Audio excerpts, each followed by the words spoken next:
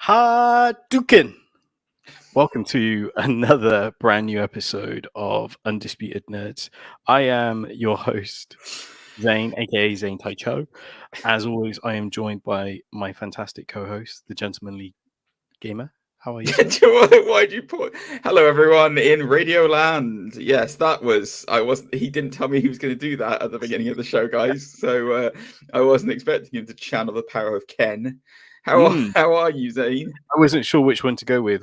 I was like, do I do a Hadouken? Wait, it was Ken, right? It wasn't Ryu. Is it Ryu who did Hadouken? Or yeah, it's Ryu, but is it? Whatever. Did they both do it?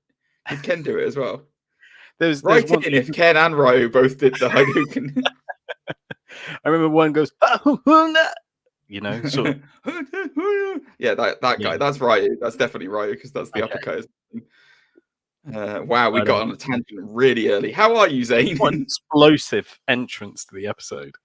Oh, I see what he did there because it's a fireball. I see what he did there.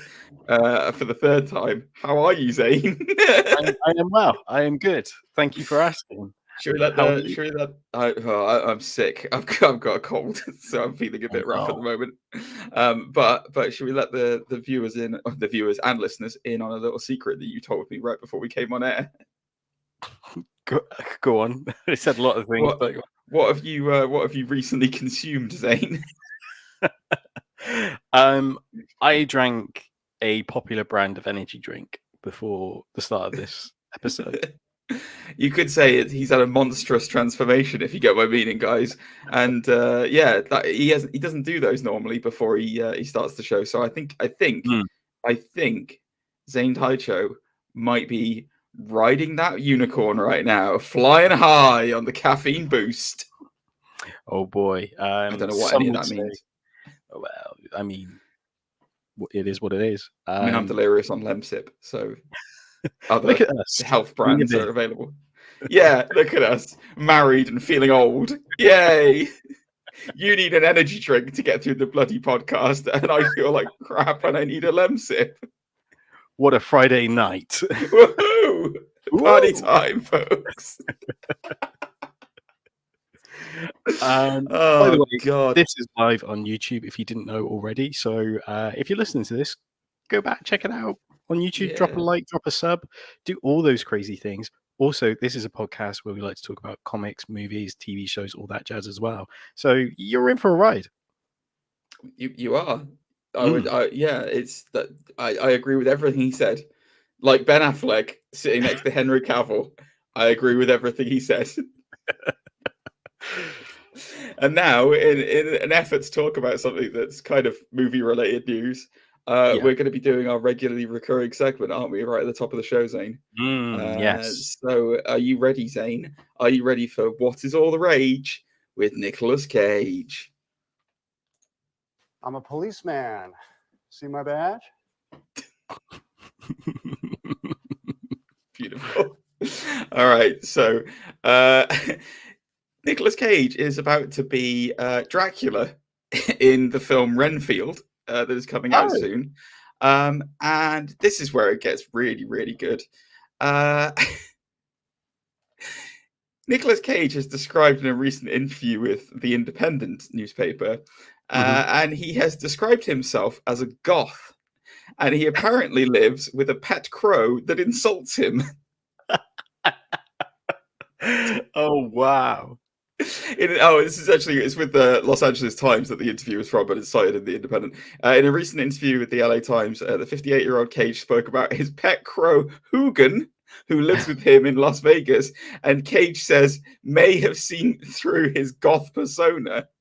According to the actor, Hoogan has taken to calling me names. It's comical, at least it is to me. When I leave the room, he'll say bye and then go, a-hole, Cage said. Crows are very intelligent and I like their appearance. The Edgar Allan Poe aspect, I like the goth element. I am a goth. Wow. So, thoughts on Nicolas Cage potentially having a mental breakdown and hearing birds calling him a-hole? Two things. The first thing is, as you described that, I can only imagine him as Jafar with Guilford Godroy as Godfrey. Oh, Godfrey, sorry, as the sort of talking parrot / Iago. It's Gilbert, isn't it? Gilbert Godfrey. It's Gilbert Godfrry.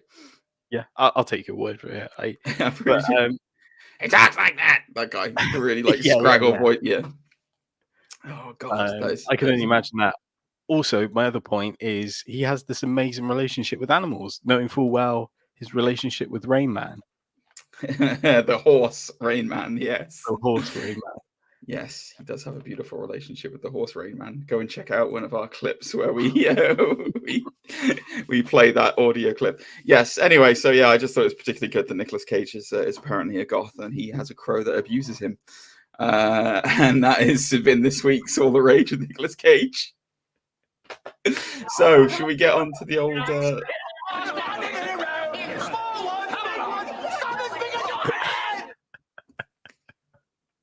Thank you for that. It never gets old. I love that audio clip so much. Right. So yeah, let's move on to this week's tips and bits. So Hollywood Reporter has revealed that I know he's a bit of a hero of yours, Zane, and I know that you've modelled yourself off of him, obviously, with the chiseled bod and the incredible hair, and that's obviously. No, it's Jason Momoa. What? Oh, Jason Momoa. Okay. Yeah. Look at you like, oh yeah, that makes sense. Yeah. Yeah. So apparently Jason Momoa has been cast. He is going to be in Fast and the Furious number 10. Likely in a villainous role. Wow. As reported by the Hollywood Reporter. Thoughts on Big Bad Momo being up front in the Fast 10? That surprises me, mainly because I remember when Hobbs and Shaw came out and The Rock said there's a brother they mention in Hobbs and Shaw that isn't on the Samoan island. I can't remember where they go. It's the chop shop where they set up booby traps and stuff. The one where Roman Reigns turns up. Where one of the brothers is Roman Reigns, yes. Yes. But there's another brother that they mention but isn't there. And in interviews, Rock said he would love Jason Momoa to play that role. Oh, really?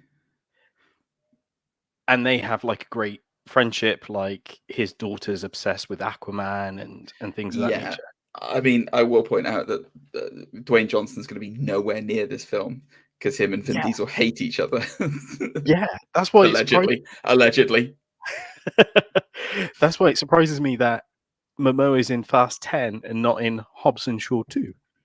Maybe he will be. I mean, when you have the abs of Momoa, when you have the abs of Momo, you go wherever the cars drive you, my friend, and you could never cross the familia of Vin Diesel.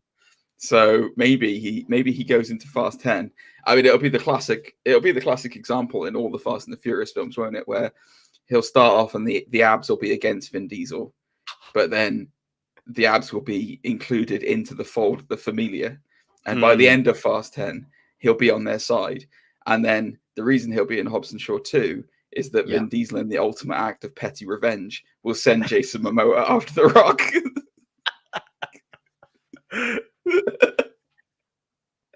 So it's easy to write for Hollywood. Yeah.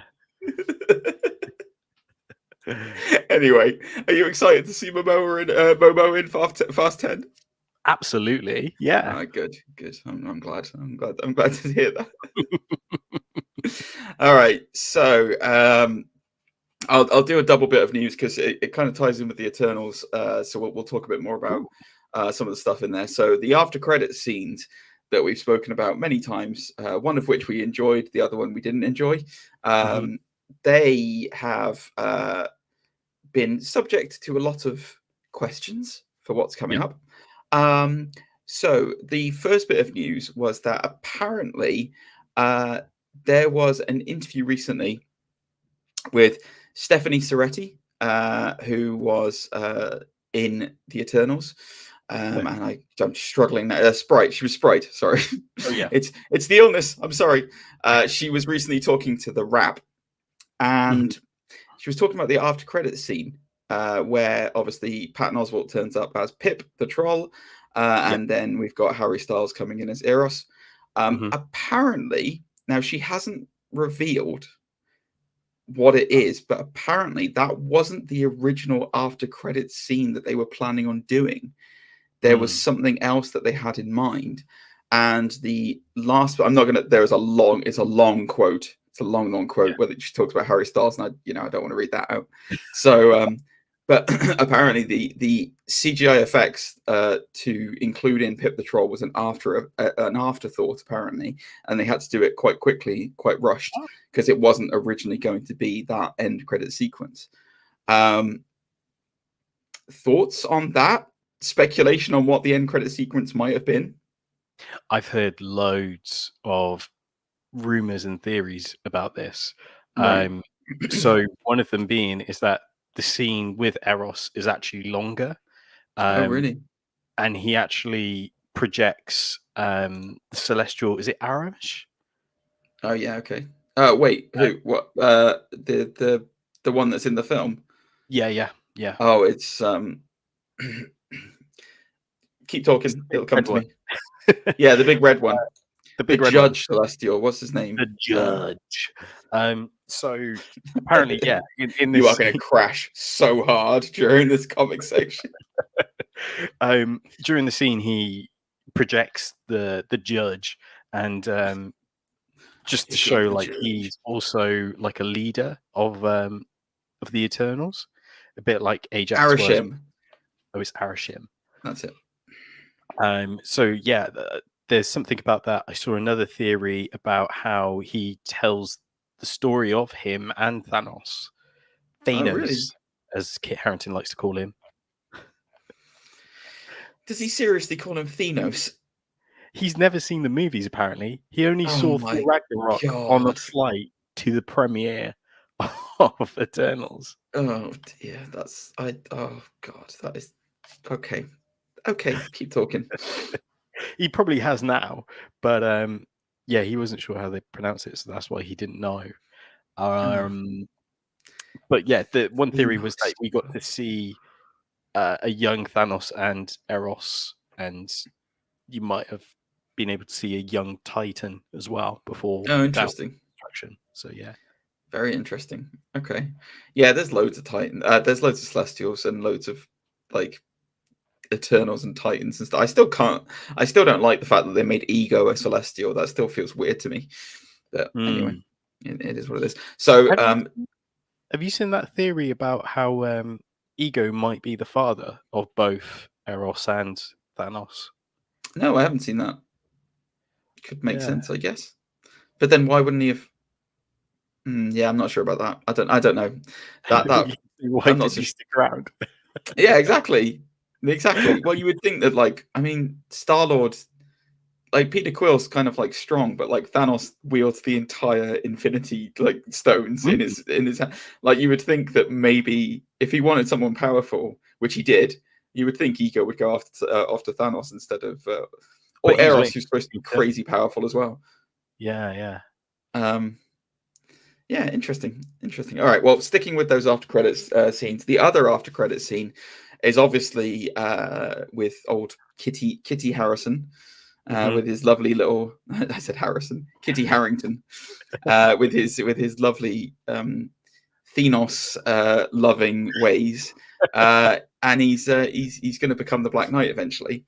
But apparently we've now had it confirmed from so this is the visual effects supervisor from the Eternals has confirmed that the Ebony Blade will be included in the Blade reboot. Oh, which I don't think we've ever had confirmed yet. Obviously, Blade turns up at the end of it, but we don't really know the involvement or anything like that. So there was a quote. There was a quote for him Actually, I think this is from Soretti. Yeah, this is the same interview with Stephanie Soretti. She's talking to the visual effects supervisor guy, and she says, "Okay, so this is the quote." So she says, "The funny thing is, my second on the show, which is Martin Larson's, my additional supervisor, is actually going to be supervising Blade very soon. So I told him, I said, I'm giving the ebony blade to you as a gift. Use it wisely and make good use out of it. But I'm sure it's going to do actually even better." So basically, she just says that she's, as her character, she's given the blade to the supervising effect guy to use on Blade itself. I think we kind of all saw this coming, but it's somebody that's inside the inner Marvel machinations who has actually confirmed now that this will be happening, and we're probably going to see Black Knight and Blade team up, I would guess. Yeah. With the buddy cop movie that we never knew we wanted. Thoughts, Zane? Do you think the sword would be vampiric? Oh, that's a good question.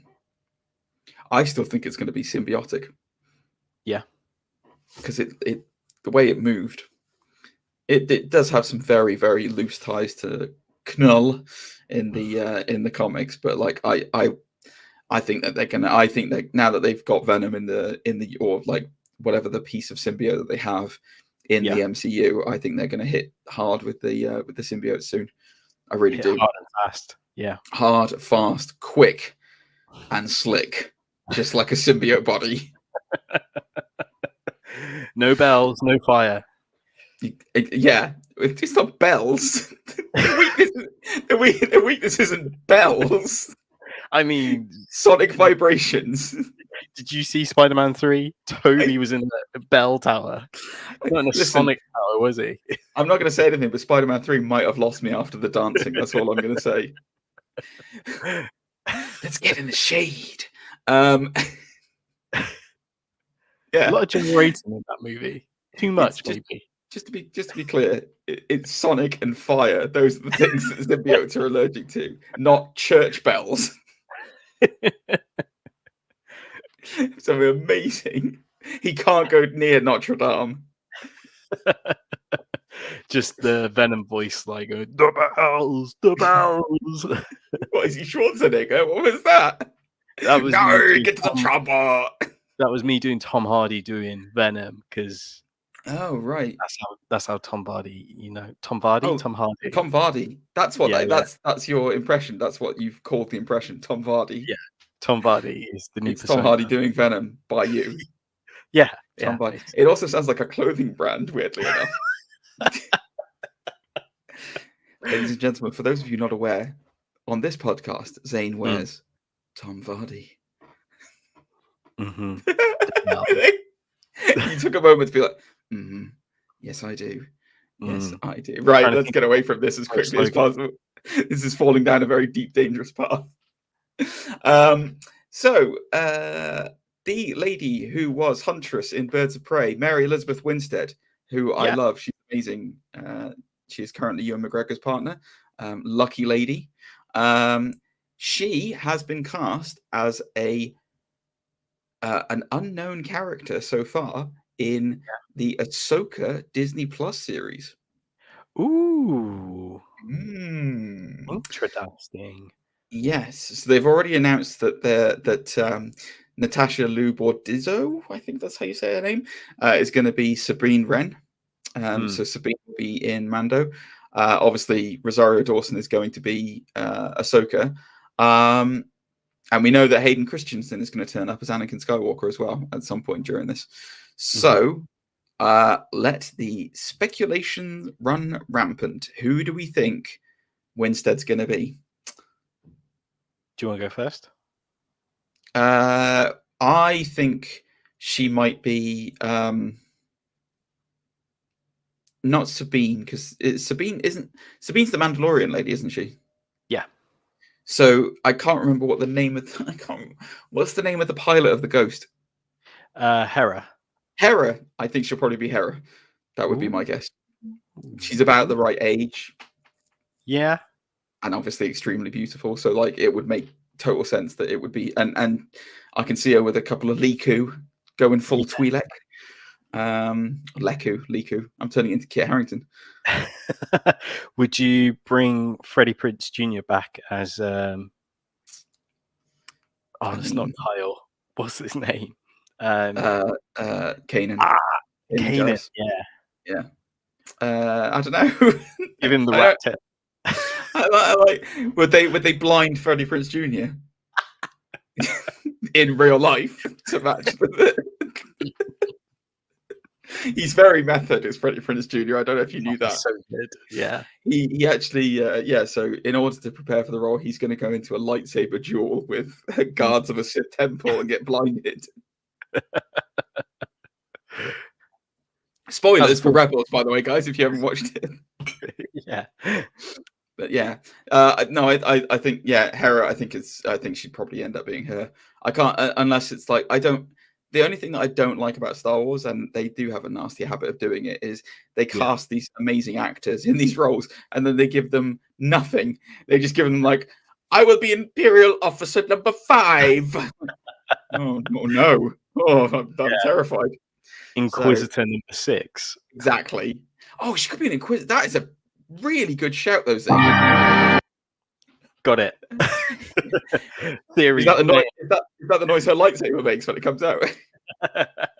Especially if it's a dual one. That was both ends, guys. You did it both ends. That sounds fun.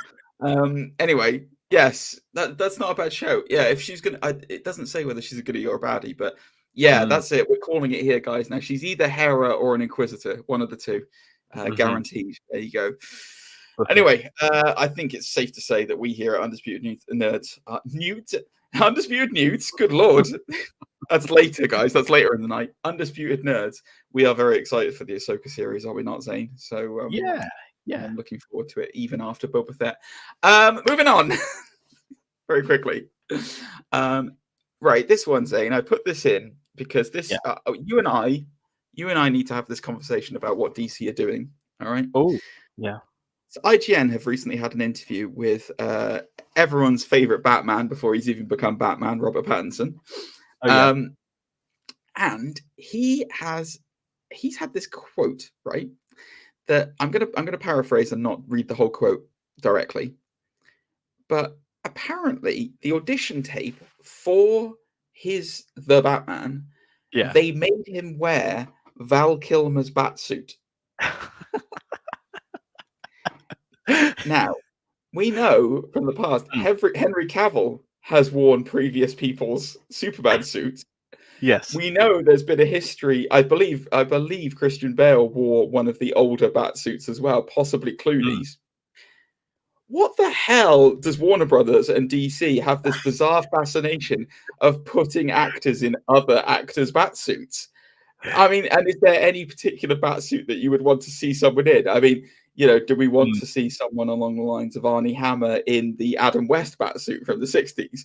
What can he pull it off? And the Batsuit. What do you think, Zane? Tell us. It's such a weird sort of scenario, isn't it? And I guess in a weird way, kind of embarrassing, because it's kind of like I'm doing the audition of my life right now. I'm going to be in what is. It looks like it's going to be universally known as like the darkest Dark Knight movie, like the darkest Batman movie, and like for some reason I'm having to do the audition with bat nips. It doesn't scream intimidation, does it? Let's be honest. So yeah. Anyway, I just thought it was an especially when you could still smell like Val Kilmer in the suit or something, because they're not made out of cotton, are they? Like but that's what makes Batman channel his rage. The smell of Val Kilmer's sweat. That's what kiss bang bang.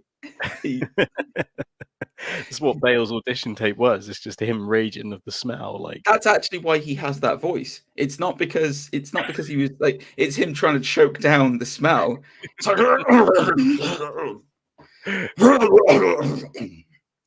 that's what it is. Nobody realizes it, but yeah, the stank of Kilmer is what made him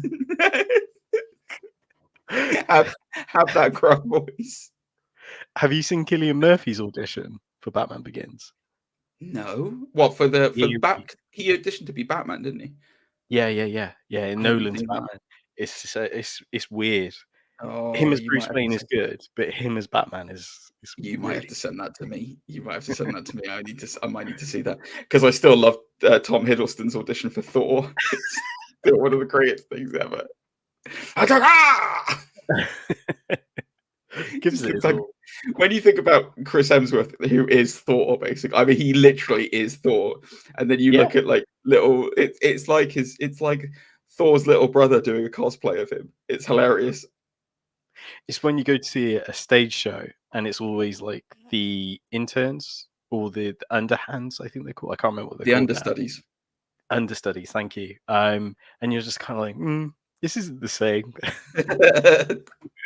I came for the main event, thank you.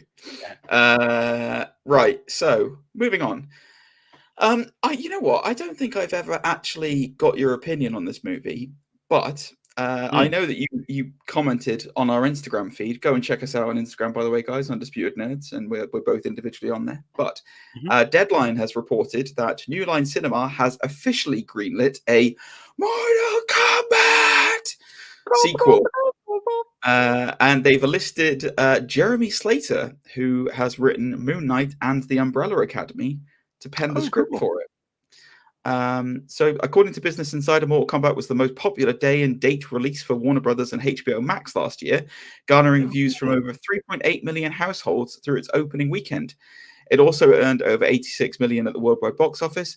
Godzilla vs. Kong and The Suicide Squad rounded out the top three with 3.6 million and 2.8 million households, respectively.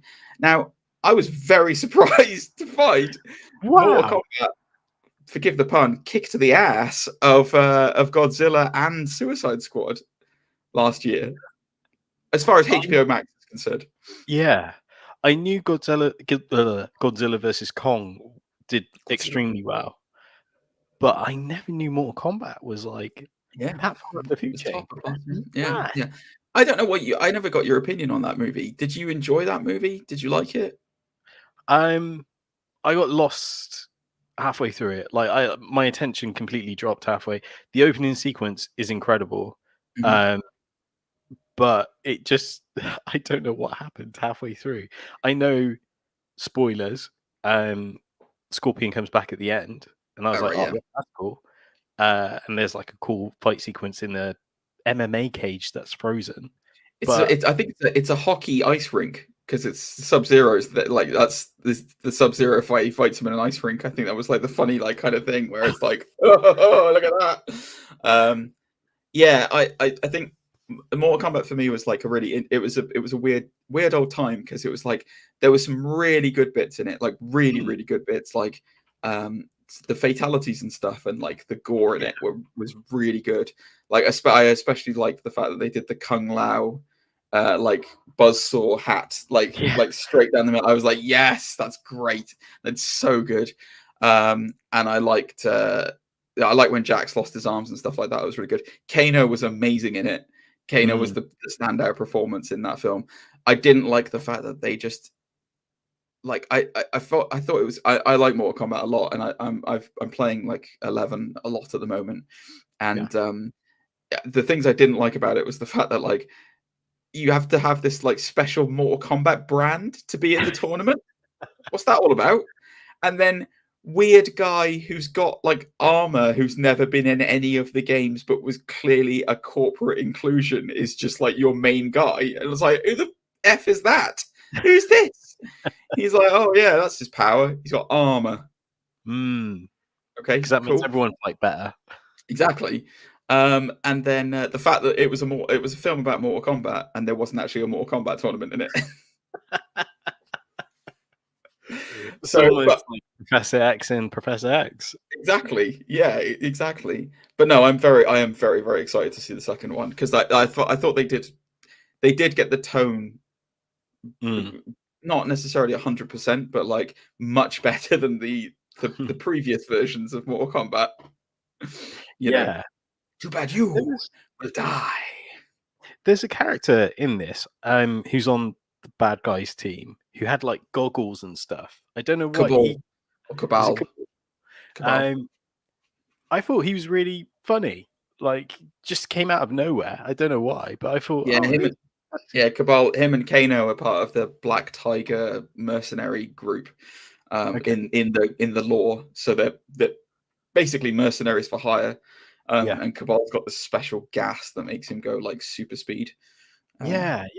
And he's got those twin like daggery things that I can never remember the name of them. But yeah, he's a pain in the bum in MK11. He's really annoying, stupid Flash impersonator. Why don't you just get Ezra Miller in the game? Right. So here we go. This is the last bit of news. I've saved a big one for last, Zane. Yeah. So there has been an interview recently. There's always an interview. There are interviews all over the place. With Deadline, James Gunn. We all know him. We all love him. He's been talking about Guardians of the Galaxy Volume 3, ladies and gentlemen. Would you like me to read the exact quote that he's made? Because it's a bit of a humdinger. Go for it. Here's the exact quote. It's big. It's so big and dark and different from what people might be expecting it to be. I just want to be true to the characters, the story, and give people the wrap-up that they deserve for the story. That's always a little bit scary, and I'm doing my best. I am aware that the third film in most trilogies suck. Not always, but most of the time. He also in the interview confirms that this is the last time we are going to see this iteration of the Guardians on screen. Mm-hmm. So, thoughts on this film being darker than the previous movies, which I guess when you look at where the Guardians are at the moment, in the sense of like Gamora doesn't really know anything that happened to her because it's the previous version of Gamora, and Quill is like all over the place. Yeah. I mean, thoughts on that? Also thoughts on who's going to die, because they're going to kill some of them, aren't they? They're going to have to. Absolutely. Yeah. My starter for 10 is Drax is going to die, definitely. Yeah. I don't know if they're going to keep using Chris Pratt anymore. I can see Star-Lord going. And it's like, from a story perspective as well, narrative-wise, Drax has got no story left now that Thanos is gone. There's just nothing for him. And then Star-Lord, he's got this weird relationship with Gamora, but there's nothing to say that Gamora will fall in love with him again now. It might be something completely different. He's wrapped up everything with his dad, and you know what's left for kind of Peter Quill. What do you think, Zane? What's your hot scoops? I completely agree with you on those ones. The other thing that kind of crossed my mind is who's probably expensive as well, because Bradley Cooper has been a staple in all of these movies because of Rocket Raccoon. Been absolutely amazing. Now, each movie, his paycheck goes up and up and up and up. Even though he's just doing voice work, it's not like he's actually on set or any of it. So I do wonder, would they kill Rocket off? Because Rocket's so, out of all of them, Rocket's probably the most the audience is drawn to now after like Infinity War, Endgame. Maybe. I don't know. Yeah. I mean, with voice acting, there is a high chance that they could just replace the voice actor if they're costing it too much. It does happen, unfortunately. I mean, like there's been loads of examples of that. Like, take for instance when the Batman Arkham series, they did Arkham Origins and they replaced Mark Hamill with Troy Baker. It does happen. But then, fan backlash might be a bit nasty on that, but I don't know. He hasn't done like an array of movies whilst doing this either. Do you know what I mean? Like before he did he's had a kid. Oh, I didn't know that. Yeah, he had a kid with the lady who's in the Matrix. The new Matrix. What's her name? The lady who was the young girl who then grew up to be the woman who helps them inside the Matrix. The program. Shanti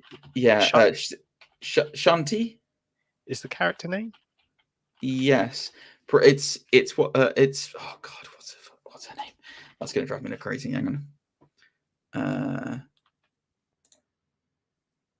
It's Irina. Oh God, I can't say her name. Irina Shayk. Irina Shayk. Yeah, that's Bradley Cooper's partner, who he's just had a kid with. Aye, more you learn. There you go. Yeah, I know. There you go. You see, who would have thought? Who would have thought? Not me. I'm pretty sure that's her. Wait, no, maybe I'm wrong. Hang on. Wait. Fact check. Irina Shayk is definitely, because she's a supermodel and she's Bradley Cooper's missus. I know that for a fact, but I'm not sure if she was in the Matrix. Let me look. Hang on. Hold on, guys. Hold the phone.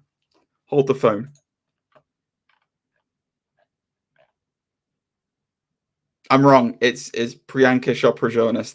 It's okay. So it's the girl who married one of the Jonas brothers, who's in the Matrix Resurrections, and then it's Irina, what's her face, who's married to Bradley Cooper. It's two separate people. I apologize. I've got gorgeous, attractive women confused. I do apologize, guys.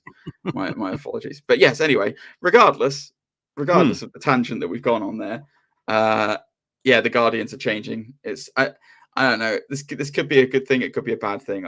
I'm kind of on the fence about it at the moment. I will see what they do with the Guardians, with Guardians 3. But like, my only fear about that is I don't know what characters they can include that would be as popular as the current lineup in the Guardians, because famously they've had Agent Venom in the Guardians, and they've also had Iron Man in the Guardians. Obviously, they can't do Iron Man anymore. So unless Tom Cruise is available. I'm going to pretend you never said that and move on. There is Tom Cruise has confirmed he is doing a space movie actually soon. So maybe it's all lining up. Maybe that's what it is. But yes, anyway, there you go. Guardians, these Guardians, they are changing. Oh dear. I didn't talk about what we were doing at the top of the show, Zane. I'm all over the place. We're both all over the place, my friend. Oh, mate, I know. It's chaos. It's absolute chaos this week on Undisputed Nerds, guys. I'm sorry. Our professionalism has gone right out the window. I do apologize. Are we going straight into the meat and taters of this episode? Well, I mean, my only question to that would be, have you got something in between? Because I got nothing else right now. I was planning on going straight into that, and then you've thrown me by saying, are we going straight into it? And I'm like, wait, we've got something else to fill the gap? Hey, I'm just the captain. Don't ask too much of me. Zane's just like, I might as well bang on about myself some more. No, I didn't have anything else, Zaney boy. But I'm happy to talk about whatever you want to talk about. I mean, we're not only interested in comics and stuff on this, but I do want to keep our listening audience on the hook for what we normally talk about instead of curtailing off into like a wrestling discussion. Oh God. I will say, just as a gap then, I have started playing Far Cry 6 on my Xbox Series X, because the reason why I say that is it's got Giancarlo Esposito, who is, he's been in loads of stuff, but he's famously Moff Gideon. He's famously Moff Gideon in The Mandalorian. He's also what's his face in Breaking Bad? What's his name in Breaking Bad? Never seen it. Please don't turn off, guys. I've seen Breaking Bad. It's fine. What's his name? Gustavo Fring in Breaking Bad. God, have you really never seen Breaking Bad? Jeez. Have you ever seen Better Call Saul? No. Mate, honestly, has your partner seen him? No. Dude, watch them with her. They're amazing. I've tried to watch the first episode so many times of Breaking Bad, and I'm just like, I don't care enough. Yeah, and part of me is just kind of like this. It was hyped up everywhere. You couldn't go anywhere like without seeing Breaking Bad or Walter White. Well, yeah, I mean, it is probably it's arguably the finest television drama that has ever been created. So, I mean, it's really good. Like, it really is really good. I will say this for those of you who have not watched Breaking Bad, like Zane, don't. I would really. Sorry, my voice is going because I've got a cold. I would say maybe don't watch them all in one go, because my wife and I we watched a lot of them in one go, and it's very, very depressing. Like, okay, very, very like really depressing. There's a lot of hard drama in it that you would not expect. Sure. So I wouldn't watch it all in one go, but you got to watch them at least once. Sort your life out, then. Sort your life out. My voice is going, by the way. I'm calling it now. I don't know if you can hear it or not, but it is dying. So I need you to talk for a bit, Zane. Tell us what we're doing next. So what we are doing next is we are going to run through, maybe pitch some DC comics that we'd like to see as movies. Some of these comics are in trade that you can get online on Amazon and stuff. Maybe I'll do that. I'll add that into the description in below. But these are definitely comics that are worth checking out. I've put together a little presentation because I'm a gem like that. Why? Why have you done that? I haven't. I sent you pictures. All right, weirdo. Yeah, and then I sent you the comics as well. What is this? You didn't tell me you were doing a presentation. Is this because I sent you an audio clip that you don't know what it is? Maybe. So I believe the first set of comics are yours, GG. So have you? So first question I've got. So guys, I did send Zane a string of pictures earlier on with what I was going. Have you picked the same ones as me, or have you picked different ones? I've picked different ones. Okay, cool. I'm trying to remember what I sent you now. Oh yeah, I remember. Now I should point out this is not so. Some of my choices. We are, when we talk about these ones, we are talking about comics to live action versions. We're not talking about because we're aware, obviously, that they make animated movies of these things all the time. One of my choices is actually the animated show, which is also a comic as well. It's in there because I really want to see it in live action. So just a disclaimer on that one, guys, is that we are aware that some choices could be made into animated movies and stuff like that. We don't want that. We want big screen. We want big screen, big bang versions of them. We want IMAX. We want 4DX in our things. Zane wants to feel the Affleck man tits in his face when he watches a Batman movie. All right, so that's what we want to. That's what we want to have. So all right, then you want me to kick it off? Okay, I'll kick it off. Let's go. So you've very kindly displayed on the screen for those watching on YouTube my first choice.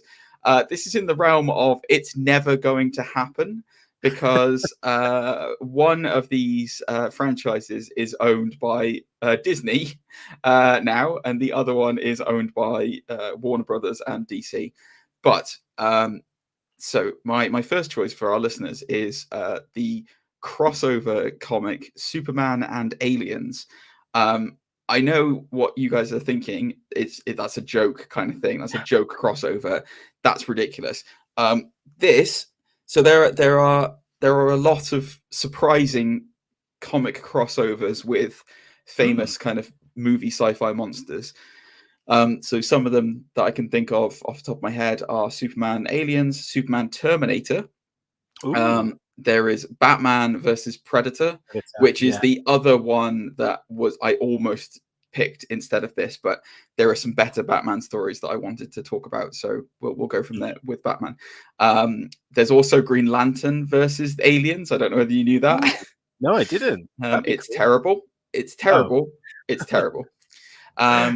So they did actually do a sequel to this, Superman Aliens 2, where Darkseid gets a hold of the Xenomorphs and decides he wants to breed them to be the ultimate killing machine. Ooh. Superman Aliens 2 is terrible. Okay, 2 is rubbish. This one is really good. And the reason why this is really good, so I'll give you the basic gist of the story. So Superman's been on Earth. He's established as Superman. Everyone knows who he is. As you can see from the picture, he's properly souped. He gets as we all know, his home planet Krypton is destroyed. He gets a distress signal from a Kryptonian beacon from a city that I forget the name of now. Anyway, it's out. Not Candle. Candle, he's got in his Fortress of Solitude because he liked keeping them miniaturized for some reason. What a jerk. Anyway, he gets this distress beacon for a Kryptonian city, which is way out in deep space. Now, immediately, when you set something in deep space, the first thing you do is it's brilliant because you immediately take away Superman's powers. Because the whole deal with him is, in order for him to have powers, he has to have a yellow sun. Yeah. So Superman borrows a Wayne Tech spaceship and flies off into deep space to find his Kryptonian people. And what he finds is an asteroid chunk, which is a part of Krypton with a city on it that was blown away from the thingamabob. And the meteorite, asteroid, whatever you want to call it, is infected with the what they call it. Yeah, the alien. But I wanted to say the eggs. I can't remember what they're called. I can't remember what those eggs are called. But the xenomorph eggs. Let's just call them xenomorph eggs. And so it becomes this weird, like, amazing horror story where Superman basically doesn't have any powers. He has his powers at first, but because he's away from the yellow sun, they're draining fast. So in the beginning, like, he's just like slapping them around, and it means nothing to them. But then further and further along, he gets more and more hurt, and like it gets worse and worse. And then he gets face hugged and gets an alien inside him. He meets other Kryptonian survivors there who are obviously in the same condition as him, where they don't have any powers. I think it's one girl. I don't know whether they were related or not. It's kind of a similar vibe to the Supergirl cousin kind of scenario, but not exactly. But basically, it turns into a horror, like, survival story for Superman. Yeah, I guess. Yeah, I wouldn't have used that comparison, but sure. Yeah, like Vin Diesel in Pitch Black. It's that's the greatest analogy ever. Nice one, Zane. And it's just amazing. Like, it's just really good. It's actually really, really good. And it ultimately ends up with him managing to return to his solar system after destroying the asteroid, because there's nobody left alive on it. So he destroys the asteroid, returns home, and then one of the final scenes is, because he's being charged by the sun again, he's able to vomit up the alien that's inside him. No way. So one of the panels you get is Superman doing this big old vom and vomiting out an alien. It's just great, and it's never going to happen because the two franchises are totally different. But as a way to have like an interesting crossover book, I don't know what you've picked. There was a conversation about whether or there was a thought in my head, about whether I picked Red Sun, because that's obviously they've had it in the animated like movie version, but that's another amazing Superman story. But this one doesn't get talked about enough for me. The other one that doesn't get talked about enough as well, whilst we're talking about Red Sun, did you know that they did a Superman True Brit? No. Where he lands in Great Britain. Oh, maybe. It's written by John Cleese. Yes, I have heard of that. It's ridiculous. It is ridiculous. My favorite part of that entire book, and I remember it very vividly, is when Superman, he starts to get his powers and come into his own whilst he's playing a game of cricket. And he throws the cricket bat so hard, but it slips out of his hand, and he throws it so hard it goes through another person, right? Doesn't kill them. It doesn't kill them, right? Yeah. That person then hates Clark Kent so much that he becomes the evil villain, Batman. Oh, Lord. And he's got the cricket bat through him. So, yes, I didn't pick that one anyway. Superman Aliens is what I picked. I think it would have had the potential to be an amazing film. It would have been something slightly different for Superman as well, because we've never seen a Superman horror movie. It also would have played into the idea that, like, Superman is Superman regardless of whether he has his powers or not. And I don't think we've ever really, apart from the Christopher Reeve situation where he became like a weird clone and went on a drinking binge, we've never really seen him like without powers and vulnerable like that. So I think it personally would have been great, but again, it's never gonna happen. But yeah, that was my first choice. I'm going to put you on the spot a little bit. If you had to fan cast a Superman and a director behind this, say DC said, green light, you're going to do this on HBO Max, who would you choose as your director? Why would you do that to me? Why would you put me on the spot like that? That's a horrible thing to do. Because you like to excel. You have no evidence of that. Nothing in my life says I like to excel. You lie. You lie to me, Zane. Who would I pick? Well, it's horror. Here's an out of the box choice for this. Sam Raimi. Ooh, director. Yeah. He knows what he's doing when it comes to comic book movies. He's got experience with it. He also knows what he's doing with horror. And I think he would do a very good job handling both those franchises. As far as a Superman, Cavill, just give it to Cavill. He's awesome. I'm sorry. Like I can't picture anyone else as Superman right now. Plus I'm watching The Witcher as we speak, season 2 of The Witcher, and he's doing spooky horror stuff in that as well. So like he's perfect. So yeah, keep it as Cavill and put Sam Raimi in charge. There you go. Done. Nice. I like that. I would watch that. Is it your turn next, or am I going to have to talk about another one? It's going to be yours. Oh, you're such a bar steward. You really are, honestly. All right. Are we just going to go through all mine and then go through all yours? I thought we were going to intersperse these. I did this. I rushed it. Great. Thanks. All right. Okay. So my next choice is a character that has not received a lot of love when it comes to live action versions. So I've picked Green Lantern. So for those of you who know me, hey, sorry, what? Go on. Why have you picked Green Lantern? Tell us. You know exactly why I picked Green Lantern, Zane. Shut up. For those of you who know me, I am quite a big fan of Green Lantern. Behind Batman, he's probably my favorite hero in comic form. I think he's amazing.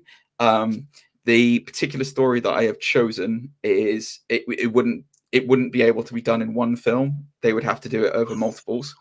And that is the War of the Light story arc. So in 2007, 2008, somewhere around there, Jeff Johns became the lead writer for Green Lantern.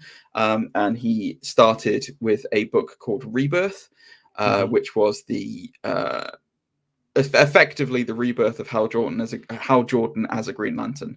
Because he'd done a lot of bad stuff, guys. I'm not going to go into it. Have a look. It's out there. You'll find it.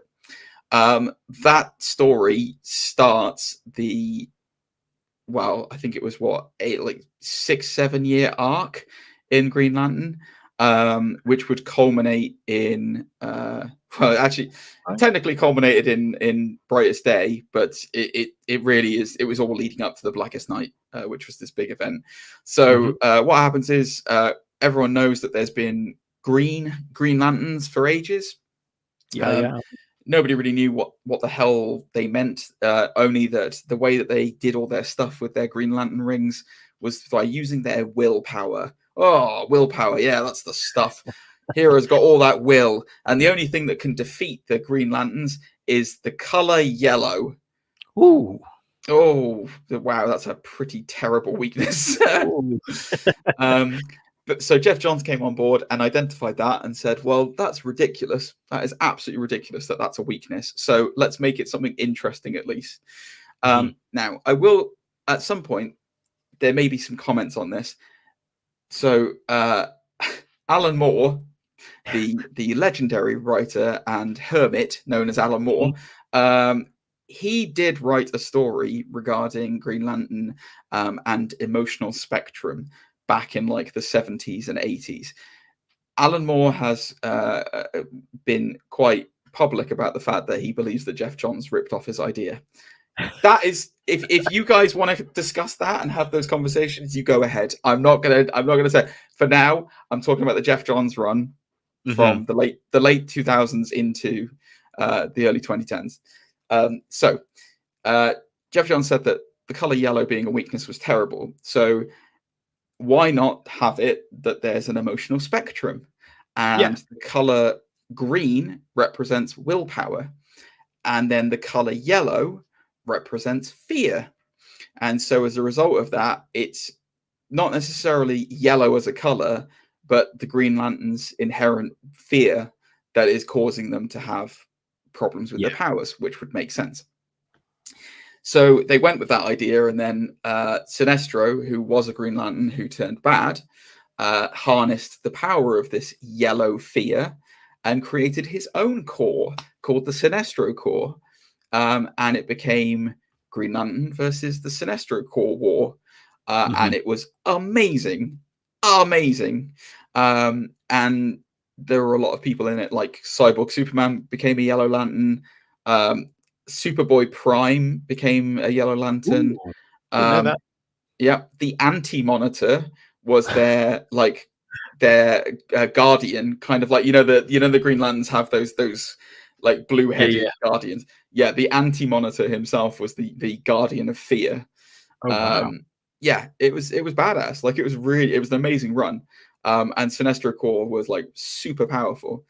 After that initial trigger of the War of Light, then other factions started to break off. So one of the guardians for the Green Lantern Corps left Gathnet with his partner Syed, I think her name was, and they formed the Blue Lantern Corps, which was based on hope. And then Atrocitus was born, not born, but he was created from something that Sinestro did, and he harnessed the power of red, which was rage. And it just went on from here, and then they linked the Star Sapphires into it, saying they were love, for pink. And like it was this big sprawling epic thing that was all the cores fighting against each other and all this other kind of stuff. And it eventually led to the creation of the ultimate behind the scenes guy was one of the big bads in the DC universe, which is Necron. And he created the Black Lantern Corps, which was death, basically. So this storyline went on for ages. Like it was a long arc, and there was more stuff after Blackest Night as well. It carried on going with Cronus coming in, and it was the War of the Green Lanterns and stuff like that. But like that run from Rebirth to Blackest Night is amazing. Like it's so good. And the biggest problem I have with DC right now is that like they've had all this stuff with Darkseid and extraterrestrials coming to Earth and stuff. They've never explored what's outside of Earth. Like we've never seen from a DC perspective what's out there in the universe. And it's a proven commodity when you look at Guardians of the Galaxy and stuff like that. Cosmic stuff is awesome. It's really good and it's really interesting. And like the cosmic stuff that is in DC is fantastic. Like it's so good. And there's so many crazy aliens out there. There's Lobo. Like you put Lobo into DC for goodness sake. You can't have him just coming to Earth the whole time. It's rubbish. So I really want them to do this. Like I really want them to do like a slow burn, like Green Lantern, because they kind of started to touch on it when Sinestro turned bad at the end of the rubbish Ryan Reynolds movie. But don't ham-fist it. Like, learn your lessons, DC. Learn your lessons. Take your time with your characters. Do solo projects and build to something bigger. And this would be, I personally think this would be great. It's a great story, and it could translate amazingly to film if they do it in the right way. Or it could be Taika Waititi in Green Lantern. Ooh, I'm going to ask the same question again. If you had to choose a director. And why are you putting this on me? Why I haven't thought of directors or actors. Why do you want me to be directing acting? This is God. This is horrible. I want to season this a little bit more. Come on, James Gunn. He said he's going to do more DC stuff. James Gunn would be perfect for this. He's already done it with Guardians. There you go, sorted. As far as like who could do it, who's your Hal? Yeah, I don't. That's really... You must have a Hal Jordan. I don't have a Hal Jordan right now. Really? No. Why would I have a Hal Jordan? Like, I still got Ryan Reynolds in my head. Let me think about this. The problem is you're making me. I'm gonna have to kill time to not have dead air when I think about this now. So my head's just gonna loop around in a big circle. Who is a good? Because I think like Kyle Rayner, I could immediately think Joseph Gordon-Levitt as Kyle Rayner. Yeah. Wow. I think he would be excellent. But Hal Jordan is really tough because you need someone who's kind of an a-hole, but also lovable. Yeah. And that's really hard. Yeah. It's the same with Jon Stewart. Okay, let me throw that back at you. Who's your Jon Stewart? Easy. Idris Elba. Really? Yeah. It can't be. He's already Bloodsport. It's reboot. It's reboot season, baby. He's been my Jon Stewart for years. In that case, as we're doing ridiculous things that will never happen, Nathan Fillion. That's my Hal Jordan. Perfect. Yeah. I mean, it will never happen, but yeah, that's who I would pick. you give him the white dye, the white sideburns? How doesn't have white? I mean, no, that's when he's parallax. Yeah. Again, I mean, if you want to include parallax in that and all this kind of stuff, it's Easter eggs, you know. You just be like, right, yeah. Dye his hair a little white. Sorry, they've already. Didn't you know they'd already done parallax in the movie? Remember, he's that big fart cloud. Remember that big CGI fart cloud? Not the horrible, weird cockroach thing that he actually is in the books. No, they decided to make him a CGI fart cloud. He's the fart that Ren and Stimpy adopt in that cartoon episode. Remember? Maybe. Oh God, you're going to ask me to do like directors of the next couple of ones I've picked as well now, aren't you?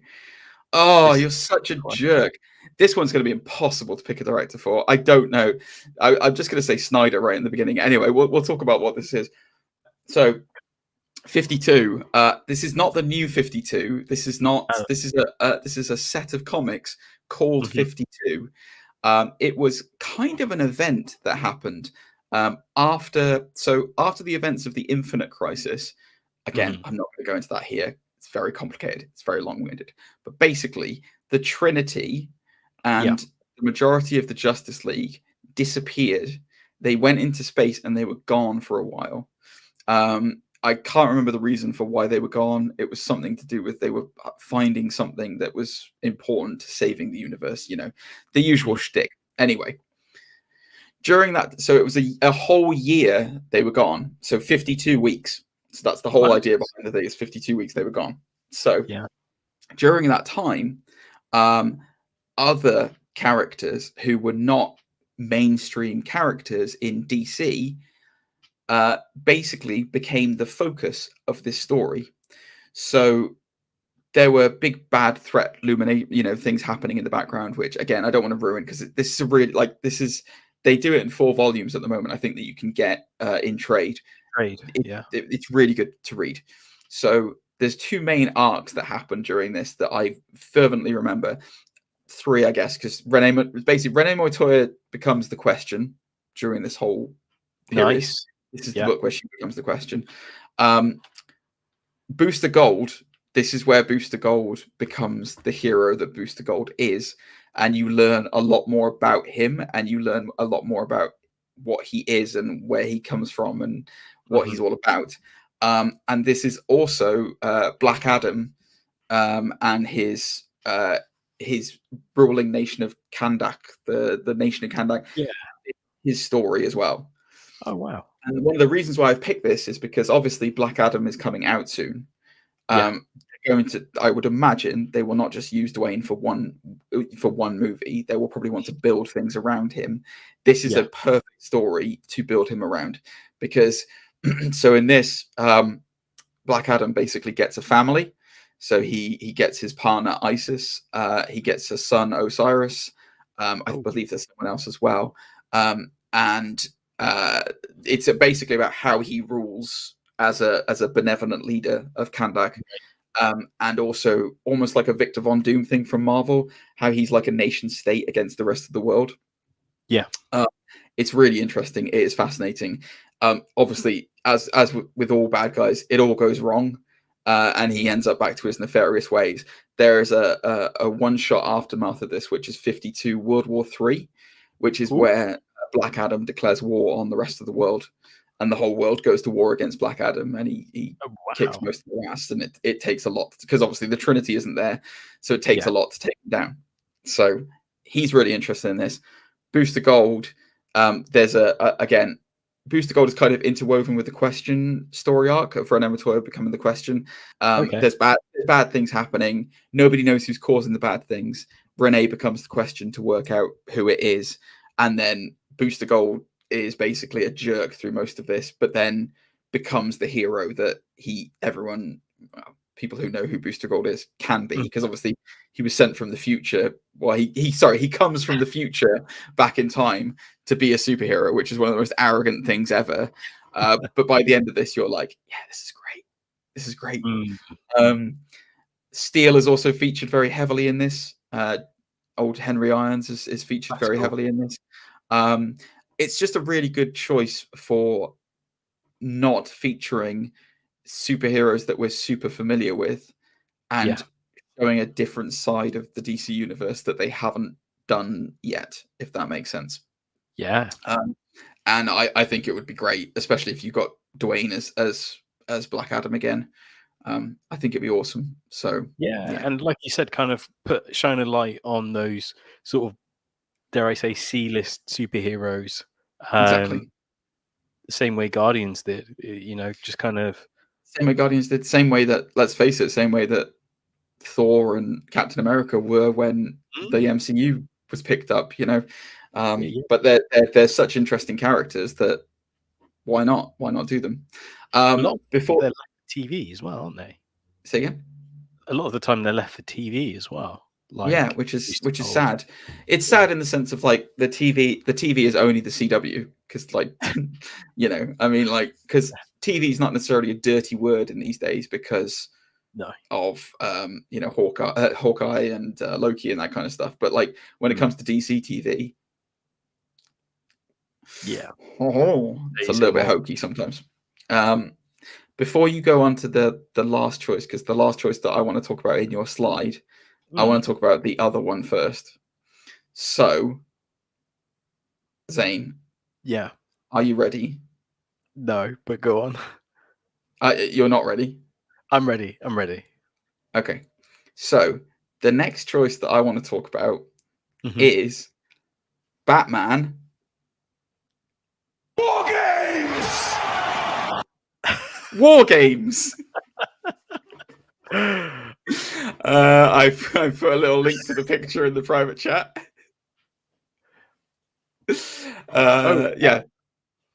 So yes, Batman War Games. I've spoken about it very previously on the show, like in other episodes where I've talked about kind of what we would look at for Batman, like choices and stuff like that.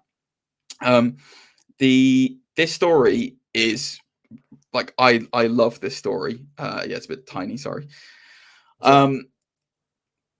So the reason why I've picked this one is that there's most of the Batman, like major Batman story arcs that have happened over the last like 30 years or so have been adapted. Did you like that, by the way? Did you like that? I did like that. Yeah, I'm keeping that. War Games! Thank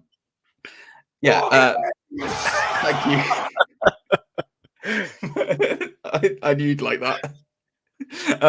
Most of them have been adapted in some form into films. So we've got The Long Halloween coming up in The Batman. We've had No Man's Land adapted in The Dark Knight Rises. I mean, there's a lot. I was on the fence whether or not it was this or Hush. I was also thinking of doing Hush with it, but War Games won out. War Games won out for two reasons. Firstly, three reasons. So the story itself is, look, Zane, we all know Batman. He's a little bit of he's a bit of a rascal, isn't he? Yeah, he's a lad, Yeah, and the thing that Batman loves to do, and the thing that hasn't really been highlighted that much, but he's a detective. He's a thinker. Yes. That's what Batman is. He's I'm gonna say he's on genius level intellect, and what he also is a master strategist. So we've seen from books like the Justice League, where the Tower of Babel, where he has come up with all the ways of how to beat every member of the Justice League. So in this instance, he created a scenario in his little computer. What a geek! Where he would take down all of the crime gangs of Gotham and consolidate all of that power into a singular figurehead that he would control, effectively controlling all crime in Gotham. He determined himself, Batman, it wasn't a good idea to do this plan because there was too much collateral damage and too many problems that would arise from it. So he shelved it, but he still came up with the plan. There's a character. So the Bat family has many sidekicks. So we've got Nightwing, we've got Robin, various versions of Robin, we've got Batgirl.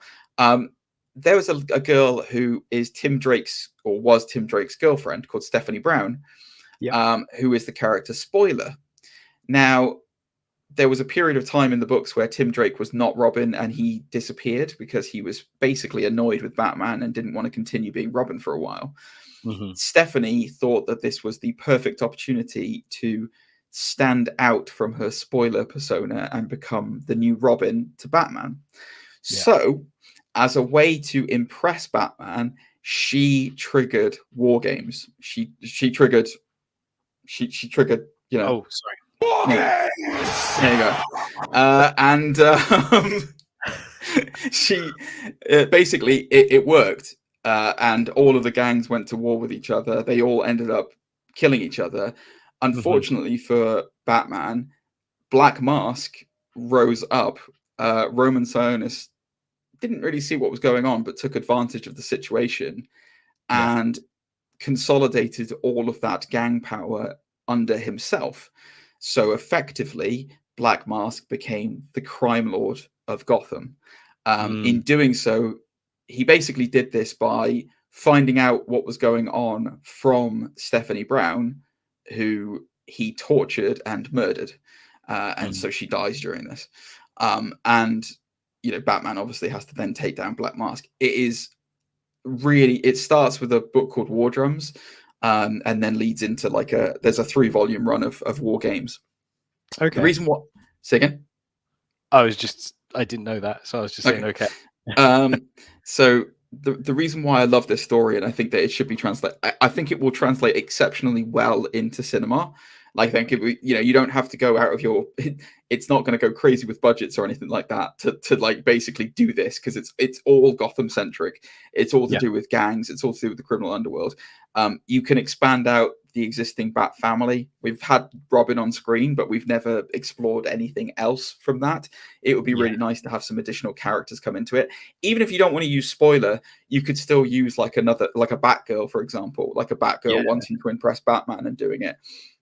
And we could also then have Black Mask, properly Black Mask, because he's been on screen in Birds of Prey, and I don't mind Ewan McGregor's take on him, because he does like draw that line between like posh aristocrat Black Mask and also horrific vicious sadist Black Mask.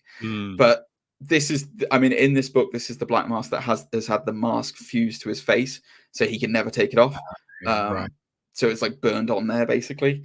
So we've never seen that on screen. I would love to see this. I just think it would be a really good story to translate onto the big screen. I can't remember who wrote it, but whoever did, good job. Well done, guys.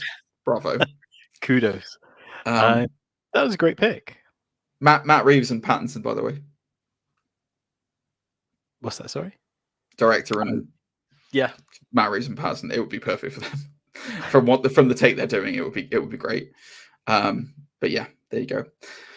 And then let's go with some Batman.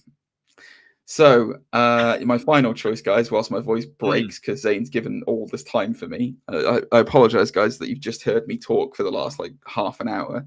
But my choice is Batman Beyond. I'm aware that it's already a TV show, but it's an animated TV show.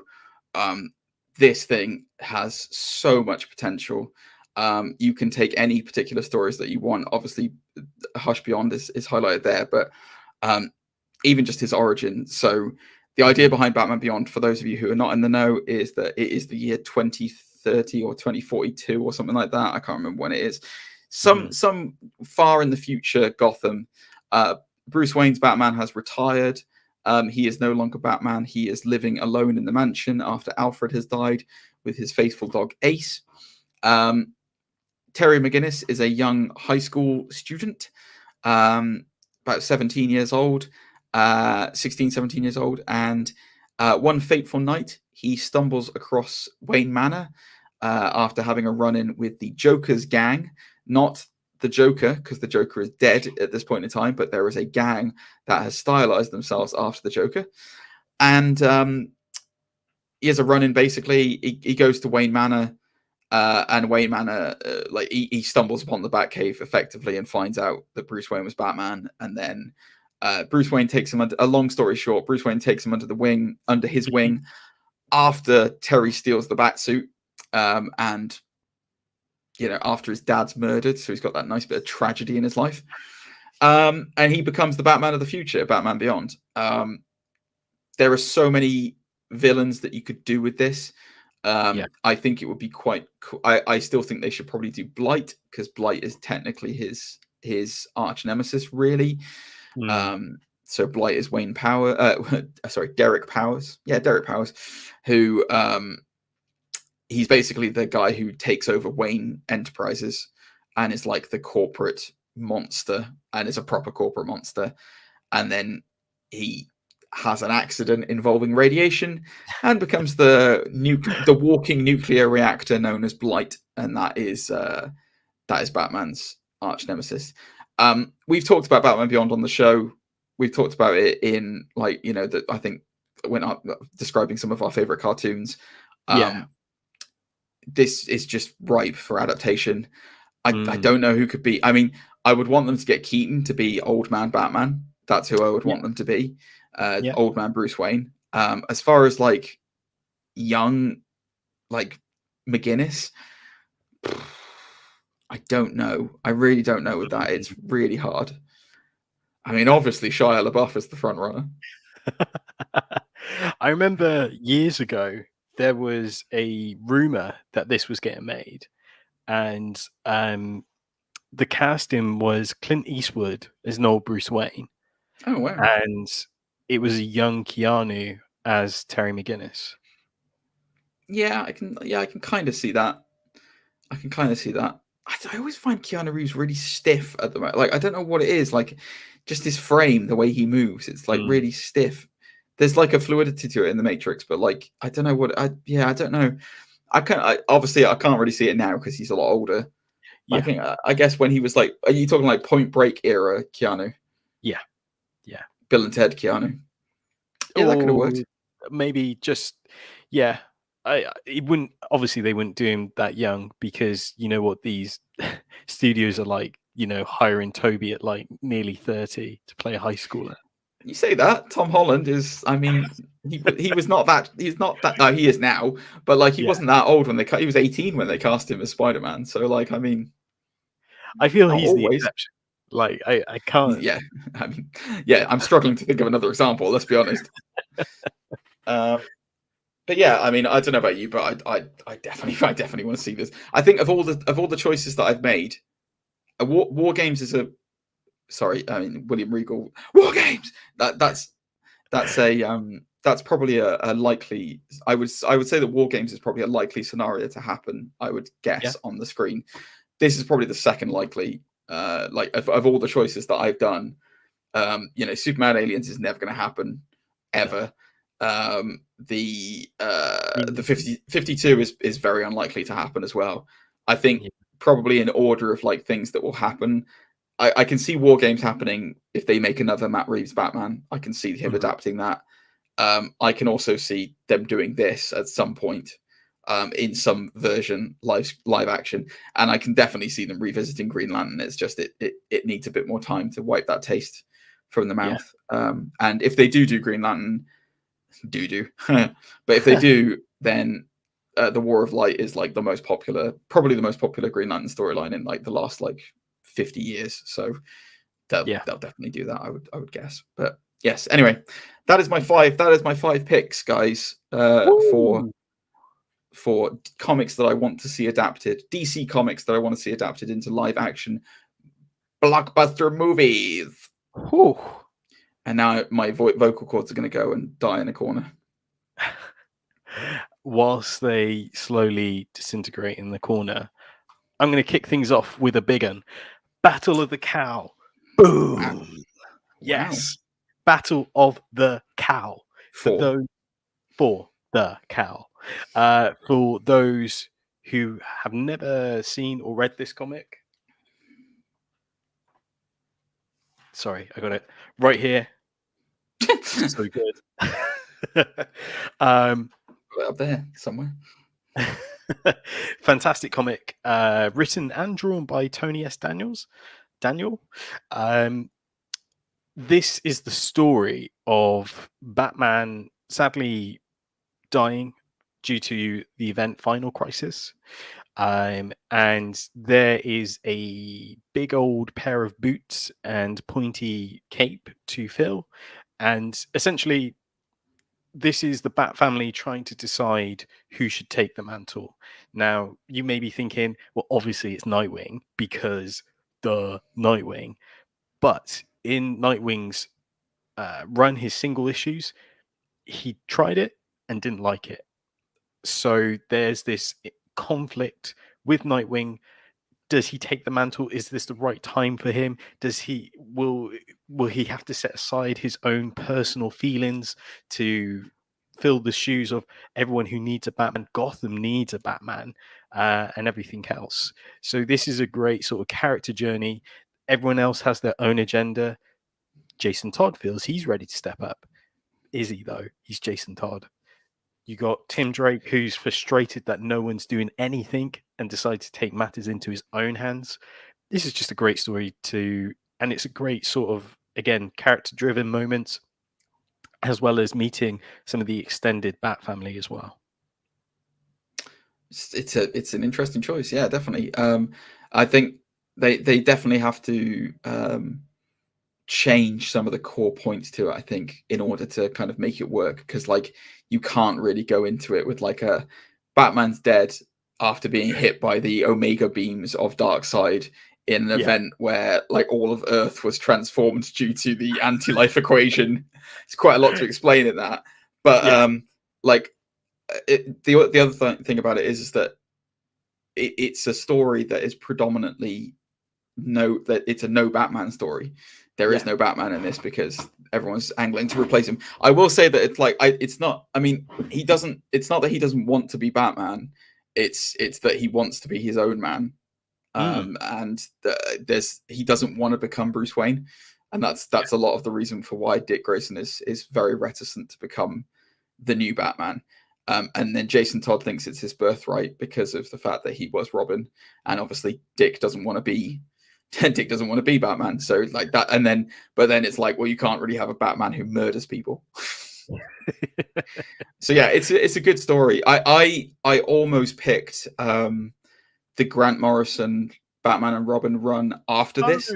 Yeah. So the one that happens right after this, where, spoiler alert, guys, Dick Grayson does become Batman, and then Damian Wayne is his Robin.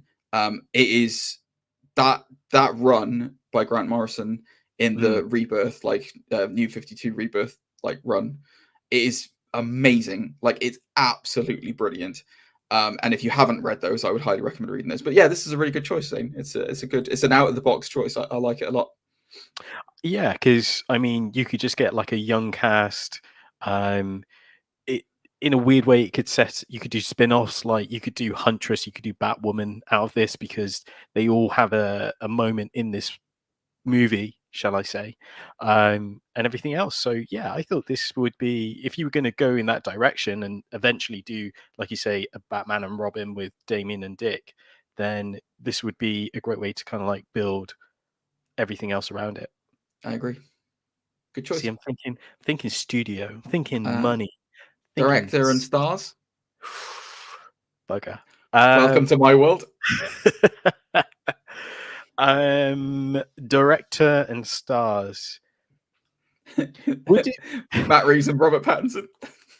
Well, I was just going to say, would it be controversial to have Andrew Garfield as Nightwing? No. I can see it's the hair, isn't it? That's what you're thinking of. It's the pompadour hair that he's got. That's what it is. And the charm. I need someone to woo the crowd.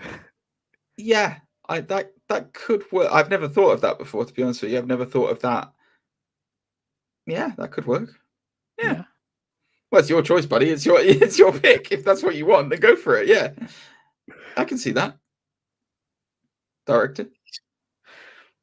I don't know. Maybe. I don't know. Who's a good director at DC? Well, at Warner Brothers. Oh, give it to the Wachowskis. There you go. They're at Warner. Oh, I was going to say, what about the chap who did Dune? Denis Villeneuve. Maybe not stylized enough for him. Yeah, I think you need something much more. I think, ironically enough, I think the Green Lantern stuff would have been amazing. That would be amazing with Denis Villeneuve. Like the visuals. Batman Beyond when you were talking about it. Also, Batman Beyond. Yeah, you want with that as good as Gotham would look with him. Like you want something that's visually spectacular with him. So, I don't know if this would apply, but it's not a bad show. He's a great director. He's a great director. Maybe Edgar Wright, I'd say. Wright's a great shout. That's a very good shout. Yeah. That is a very good shout. Yes. Like it sort of Baby Driver sort of. Andrew Garfield and Edgar Wright. Oh, I like that a lot, Zane. Yeah. Oh, dirty boy. Oh, I like that. Imagine if my wife comes home and hears that. Feels like an exec meeting right now, doesn't it? We're all there going, oh, yeah. One day. Summer 2023. I'll get out of this pit of work that I'm in at the moment and we'll be execs at Warner. Oh, nice. What's next? I was just going to show off a panel. Look at that. Nice artwork. I know exactly why I want to show off that panel. Put Black Canary away. I mentioned it earlier. Here it is. Yeah, you did mention it earlier. Batman Hush, Jet Loeb, and Jim Lee. An amazing comic book. Huh? Well read. Yeah, a fantastic comic. Ta-da. There's just some great moments in this. You don't have to prove that you own all of these, you know. Well, guess what? The listening audience cannot see you holding up these books. They cannot see. There's a spoiler alert, guys. He just held up the latest copy of Hello magazine. Who would have thought? Yeah. What's your star sign? Batman Hush is fantastic. It's, again, a detective story. More or less. It's this, and it goes who done it. Yeah, it's who's done it, and it goes through all of Batman's gallery, Rogue's gallery, I should say, and it varies across different DC cities. So obviously starting in Gotham, then going to Metropolis to see Poison Ivy and Superman. What's the plot though? What actually happens? The plot is if memory serves me right, there's been a murder. Why did you say it like that?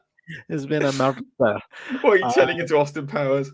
There's been a murder. But essentially there's this new villain. They're trying to find out who the villain is. He likes to wear bandages around his face and wears a jacket. There's some red herrings in this. It's just a fun read. It was a fun read, and I think it'd make an amazing movie as well. Yeah, it's a series of murders. There's a serial killer that is taking off people's faces and then leaving them bandaged up and just in an alleyway. And Batman has to work out who the killer is and what this weird connection he seems to have to Batman himself is. Yeah. And then I don't know whether you want to go into spoilers for it and reveal what the deal of who it is. But I like Hush a lot. I think it is a great book, and I like how personal it gets with the Bruce Wayne history that's in it. Thomas Elliot is the guy who's revealed to be Hush. Spoiler alert, guys. I love that I say spoiler alert after I've told you.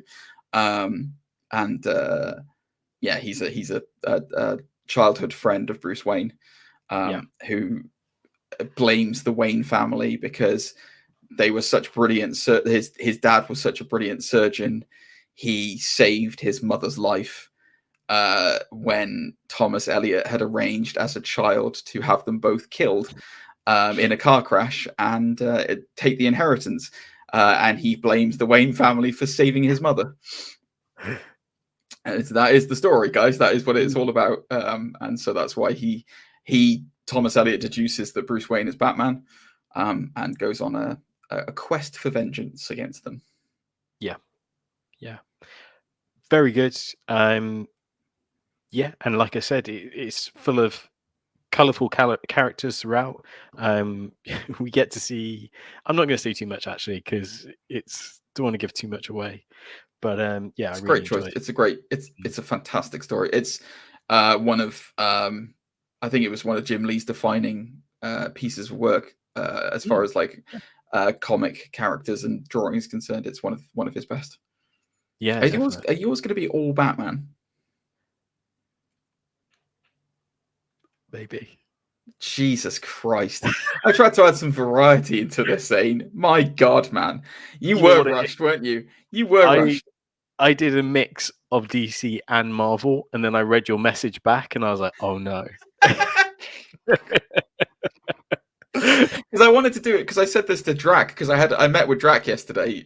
So Drac is a sometimes co-host of this show who joins us, and we were talking about this, and I said to him, well, if we do DC, then we can do a Marvel one as well, and then we can do an independent one as well. So like there's lots of avenues for this to go down. So that's why I was like DC only. But there's lots of. I'll tell you what I found really hard. Wonder Woman. I found it really hard to think of anything for Wonder Woman. Interesting. I can't think of a definitive Wonder Woman story that I want to see translated to the big screen. I really like the New 52 version.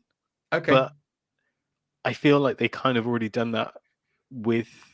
What we'll do, we'll go through the rest of your ones, and then we'll do some honorable mentions of other characters that we can try and think of. Sounds good.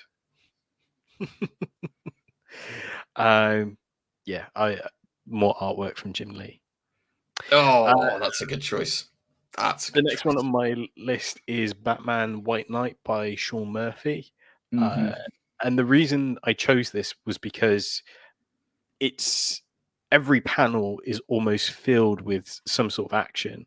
Like it feels like a blockbuster movie as you're reading it, because there's always sort of a setup and then a cause. Like, do you know what I mean? It's just kind of like almost like Sam Raimi's Spider-Man 2. There's it just leads one into the other. Oh, it's funny you said I would have picked this for the story, because it flips the Joker on its head. Yeah, the story which is fantastic. So, yeah, tell us what the story is about, Zane.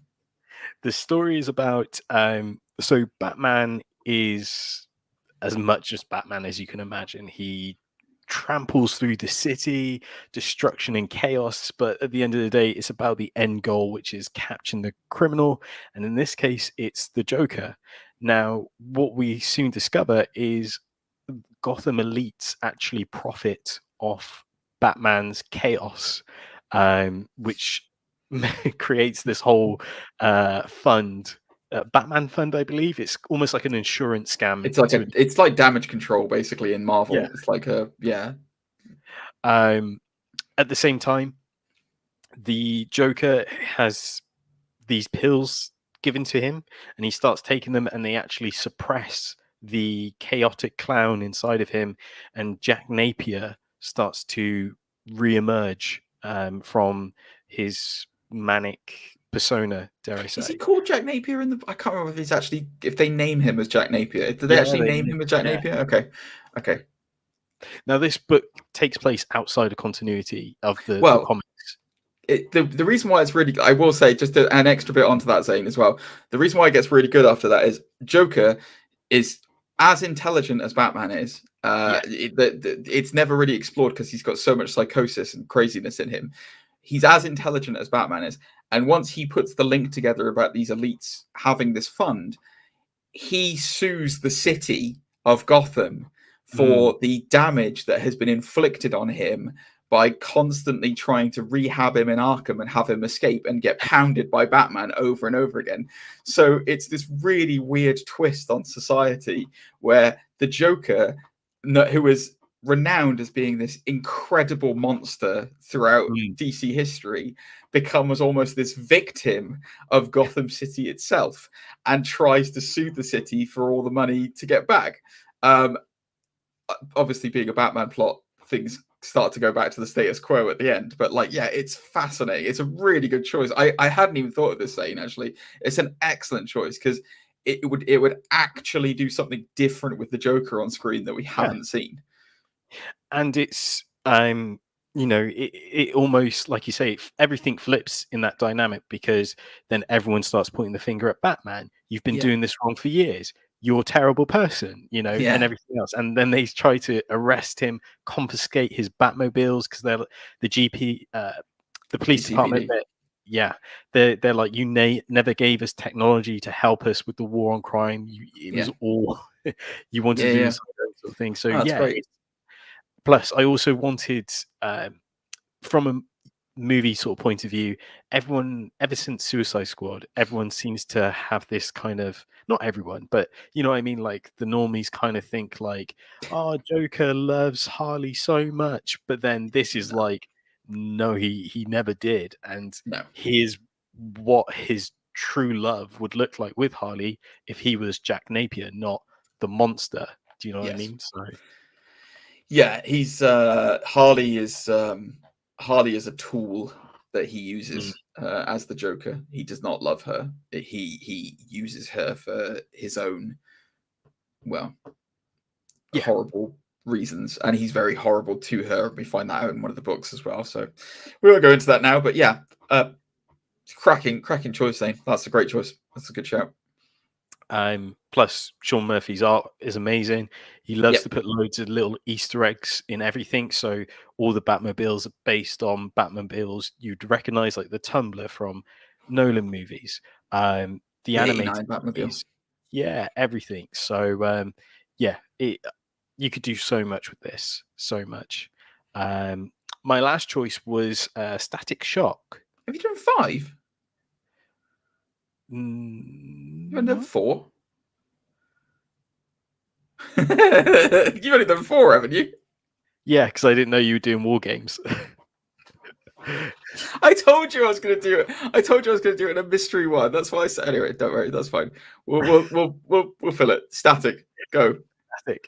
My bad. Static Shock. I thought it would be cool. It's really weird because Static Shock, the cartoon series, came out at a similar time as the 90s Spider-Man sort of time as well. And there's always loads of comparisons between Static and Spider-Man. You know, teenage kids who became superheroes, who try to do... there's loads of sort of conflicts in terms of what's the right way to do this, how, affecting the people around me and all that sort of stuff. And I think DC have missed a trick for years, like not knowing or not doing anything with Static. I agree. So Static seems like an easy thing. I know they're doing an animated movie at the moment because someone at Warner Brothers saw Spider-Verse and was like, be great if we had one of those. And someone went, we do. Like... exactly. So for me, Static, and visually as well, it would be so good. Because of course Electronic Powers looks amazing, but some of the baddies he goes up against, like I can't think of the name, like Heat Wave, I think it is, or something. Just looks incredible. So Static for me. It's also another one of those characters that's like a kind of like we're gonna get letters. A C-list kind of hero that doesn't get enough time. And if he was given that time, would be awesome. So I agree. I agree completely. It's another good choice. It's a good choice. Your Batman stories were like really good choices. I mean, that's excellent. I will as like an extra kind of honorable mention, like in terms of kind of some extra ones, as you didn't have the 5th, Zane. I can't believe you. Aquaman, by Jeff Johns, the run that he did in the New 52, which started with the Trench, I believe. That is a fantastic run. Obviously, we've already seen Aquaman on screen, so you know it is what it is. But that whole run is brilliant. But because we've kind of already seen it with Jason Momoa, I didn't think it was like worthwhile kind of putting it in the list. There's a multitude of Batman stories from the Scott Snyder run of Batman. So my personal pick from that would be Death of the Family. So it is where Joker has Joker has had his face cut off by I think it's the doll maker who cuts his face off. And then he disappears for a while, and then he comes back wearing his own face as a mask. With the underneath is still just meat and muscle and flesh. And it is a story about how Joker and Batman is actually a love story. It's not a hero versus villain. It's the idea that one cannot live without the other. And Joker goes about trying to prove this by trying to murder all of the Bat family, so that it just comes back to just him and Batman. And then Batman says, I don't need you, I need these people instead, which obviously really upsets Joker. Trying to think of other DC stories. Like Flashpoint is fine. It's I guess there's a lot of big event stories that would be really interesting on screen. However, you know, they need to learn from the old classic Infinity War Endgame scenario of like build up to it. You know what I mean? You can't just do Infinite Crisis. You can't just do Final Crisis. You know, Crisis on Infinite Earths. You can't just do that. You know, so the other thing. Oh yeah, go on, you go. I had one in mind. I'm just going to pop it up on screen now. Well, whilst you're talking about that one, or whilst you're finding that one, sorry, the Justice Society as well. They should do a Justice Society story on the big screen. I think they might be doing that with kind of Black Adam a little bit, with obviously Dr. Fate being involved and Hawkman being involved. But like Justice Society, they don't get enough love. So that's another honorable mention. Any kind of Justice Society story on the big screen. What is that? So this is Scott Snyder's Justice League, but this is the battle against the sixth dimension, where the Justice League meets almost like the perfect versions of themselves. It's a versions of the Justice League that did everything, like, and won, and the world is at peace and things like that. Eradicated crime, effectively. Yeah, so it's almost like the Justice Lords, where actually they're the baddies underneath. But yes, I'm a sucker for the double act, you know, Superman versus Superman, Batman versus Batman. Actually, saying that though, there's the animated movie, Battle of Two Worlds. Oh yes, okay. That could be amazing, like action. I don't know whether, I mean, again, I guess kind of Marvel have done a good thing with opening up the idea of multiverses and different realities, haven't they? So, because Earth 3 the Crime Syndicate world, where you got Owlman instead of Batman, and Ultraman. Yeah. God, that was a struggle. And then Superwoman is Wonder Woman. Like that would be interesting to see that translated to screen. I funnily enough, we were talking about Mortal Kombat earlier on. I'd quite like to see the Injustice games properly on screen, because they did the animated movies of that and they were not good. No. So I would really like to see a live action proper version of that. Crisis on Two Earths. Crisis on Two Earths. Okay, right, got you. Oh. Yeah, possibly. I don't know. But yeah. What are some of your guys' favorite DC stories that you would like to see translated to the big screen? I'm sure there are a ton of. This is we should point out, guys. This was our own personal choices for stories that we would like to see. We are well aware that there are other DC heroes out there that I'm sure have some cracking stories that should be brought onto the big screen. And who knows, may well be. There's probably some Shazam stories that are amazing out there that that would be great on the screen. The Flash is obviously a prime candidate for some great stories. Who knows? Maybe you want to see a standalone Martian Manhunter film. Who's to say? But let us know. Contact us. How can they get to us, Zane? You can email us, nerdsundisputed@gmail.com. You can also find us on the Twitter. You can find us on Instagram. Undisputed. at Undisputed Nerds? At Undisputed Nerds. On both. You sure about that? I'm not, but there'll be links in the description down below. Just look for Undisputed Nerds. You'll find us on Instagram. We're on there. You can find me at Gentleman the Gamer on the gram. I'm there, just basically watching Zane work because he does amazing stuff with the clips and everything that's on there. So all credit is due to him. You can also find me on Twitch at some point. I'm getting the itch again for Twitch, so I might start doing some Twitch streams at some point soon. What am I going to do? I have no idea. I was thinking about going through the whole Max Payne trilogy, so I might go through those on stream. Interesting. But yeah, we'll see. We shall see. But this was an interesting topic to do, Zane. I would very much like to do one on Marvel, and I think we definitely should do one on like independents as well. That would be kind of cool. Yeah, definitely. We'd love to hear from you guys and let us know what some of your favorites were or what you think should be put on the big screen. Let us know. What are we doing next week, Zane? What are we doing next week? Is it Boba Fett ending? Oh, it is, isn't it? I think we have to do a series recap, don't we? I think we do. Have you watched this week's? No. Okay. It's 5 was this week, wasn't it? Yeah. Yeah, I'm 2 behind. I've just finished. I finished 3, so yeah, I'm 2 behind. I need to catch up with that. I've heard good things about this week's one. Yeah. Okay. Does it make the series watchable, Zane?